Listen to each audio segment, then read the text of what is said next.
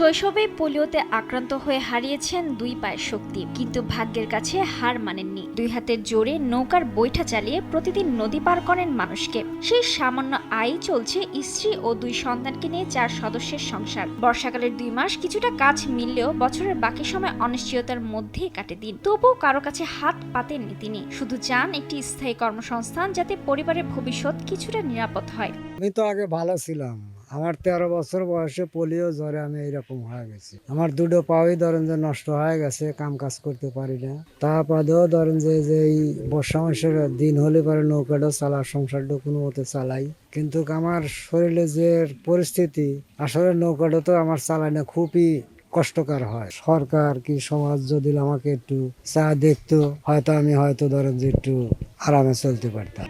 সিরাজগঞ্জের উল্লাপাড়া উপজেলার দুর্গানগর ইউনিয়নের রাউতান গ্রামের বাসিন্দা 50 বছর বয়সী আলাউদ্দিনের জীবন যেন সংগ্রামের এক অনন্য উদাহরণ। মাত্র 13 বছর বয়সে পোলিওতে আক্রান্ত হয়ে দুই পায়ের শক্তি হারান তিনি। শুরুতে জীবনের কঠিন বাস্তবতায় ভেঙে পড়লেও সময়ের সঙ্গে নিজেকে গড়ে তুলেছেন নতুনভাবে। দুই হাতে হয়ে উঠেছে তার জীবনের সবচেয়ে বড় ভরসা।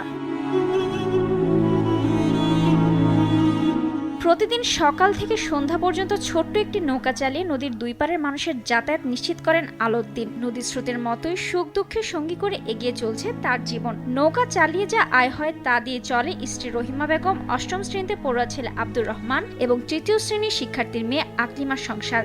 কোনো তার কর্ম নাই। আমি ছেলে পেলে অনেক কষ্ট আছি, আমি ছেলে পেলে পড়াতে পারতেছি না। সে তো কর্ম করতেই পারে না, তারপরে অসুখ বিসুখ হলে পারে তার সব কাজ আমার করে দেওয়া লাগে। তার শার্ট পরা দেওয়া লাগে, তার লুঙ্গিটা পরা দেওয়া লাগে, তার গোসলের পানি দেওয়া লাগে। হ্যাঁ, কোনো কাজই করবে না। হ্যাঁ, আমার স্বামীর জীবনটাও কষ্ট যেতেছে, হ্যাঁ সাথে আমার জীবনটাও, আমার ছেলে পেলের জীবনটাও কষ্ট যেতেছে। আলাউদ্দিন জানান, শারীরিক সীমাবদ্ধতা থাকলেও কখনো ভিক্ষা বৃত্তির পথ বেছে নেননি। নিজের শ্রমে উপার্জন করে পরিবারকে বাঁচিয়ে রাখতে চান। তবে বর্তমান আয় দিয়ে সংসার চালানো কঠিন হয়ে পড়েছে। তাই তিনি সরকার ও সমাজের বিত্তমান মানুষের কাছে একটি স্থায়ী কর্মসংস্থানের আবেদন জানিয়েছেন। দুর্গানগর ইউনিয়নের রাউতার গ্রামের আলাউদ্দিন, সে আমাদের ভাতাভোগী, প্রতিবন্ধী ভাতা পেয়ে থাকেন এবং এখনো কন্টিনিউ আছে। শুনেছি তার নৌকায় বসবাস, শুনেছি আপনাদের মাধ্যমে তার ঘর বাড়ি নেই। যদি আমাদের কোনো বরাদ্দ থেকে থাকে, আমার সহযোগিতা লাগে তার এই ঘর এবং তার খাস জমির উপরে ঘর করার জন্য, আমি তার সহযোগিতা করবো ইনশাল্লাহ। আলাউদ্দিনের স্ত্রী রহিমা বেগম বলেন, স্বামীর শারীরিক প্রতিবন্ধকতার কারণে অনেক সময় সামাজিক অবহেলার মুখোমুখি হতে হয়। সীমিত আয়ে সংসারের প্রয়োজন মেটানো দিন দিন কঠিন হয়ে উঠছে। স্থানীয়দের ভাষ্য, ছোটবেলায় পোলিওতে আক্রান্ত হয়ে দুই পায়ের শক্তি হারিয়েছেন তিনি। নিজের পরিশ্রমে নৌকা চালিয়ে সংসার চালিয়ে যাচ্ছেন। সমাজের বিত্তমান মানুষ ও সরকারের উচিত তার পাশে দাঁড়িয়ে একটি নিরাপদ জীবিকার ব্যবস্থা করে দেয়া। ঠিকালে চলে না, কামাই করতে পারে না, আমরা তো সাহায্য করতে পারিনি। আমার এই ছাল পাল আমরা 1 মিনিটের কামে আমরা কি করে যাবো? সেই জন্য আমার বাসাকে আমরা সাহায্য করতে পারিনি। মানে আপনারা যদি সবাই মিলে যদি সাহায্য করেন আমার বাসুর হয়ে, তাহলে আমরা একটু খুশি হলাম। আমার ওই বাসুর হতে বর্ষা আসলে ফেরে একটু ক্লাটাও হয়, তখন রাতও তো কামাই কাজ হয় না, তখন যা আল্লাহ দেয় ওইতে চলে যায়। অনেকখানে যদি একটু কর্ম আপনারা দিবে ফেললেন নি, তাহলে একটু ভালো হতো। অন্যদিকে উপজেলা নির্বাহী কর্মকর্তা মোহাম্মদ রায়হানুল ইসলাম বলেন, খুব দ্রুত আলাউদ্দিনের জন্য একটি ঘরের ব্যবস্থা করা হবে।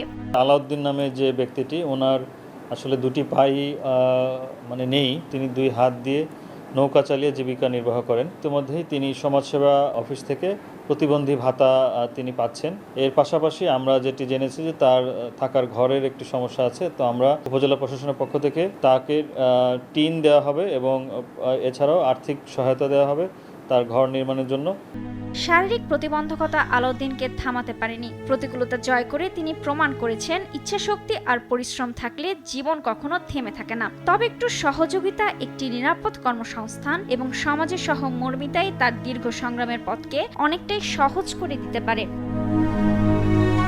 রুবায়েত তানজুম, দেশ টিভি।